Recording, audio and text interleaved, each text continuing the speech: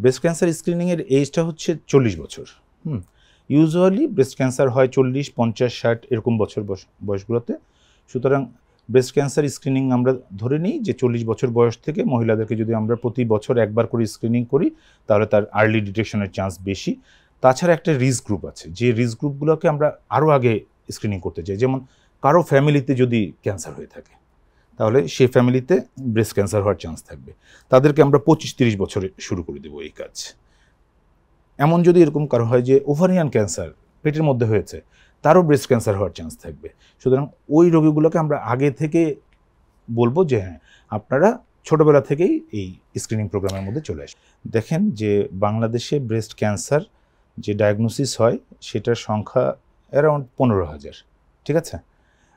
যেটা registered, unregistered অনেক আছে। আমরা যদি এরকম করতে পারি যে স্টুডেন্ট লেভেলে অর্থাৎ এডুকেশন লেভেলে আমরা একটা লেভেলে জানালাম যে ব্রেস্ট ক্যান্সার মেয়েদের হয়, সেটা ছেলে মেয়ে সবাই জানলো, তারা তাদের ফ্যামিলিকে জানালো, এবং এই সেলফ ব্রেস্ট এক্সামিনেশনটাও যদি আমরা স্কুল পর্যায়েও শুরু করতে পারি, কলেজ পর্যায়ে শুরু করতে পারি, ইউনিভার্সিটি পর্যায়ে শুরু করতে পারি, আমার ধারণা ডিটেকশন রেট হাই হয়ে যাবে।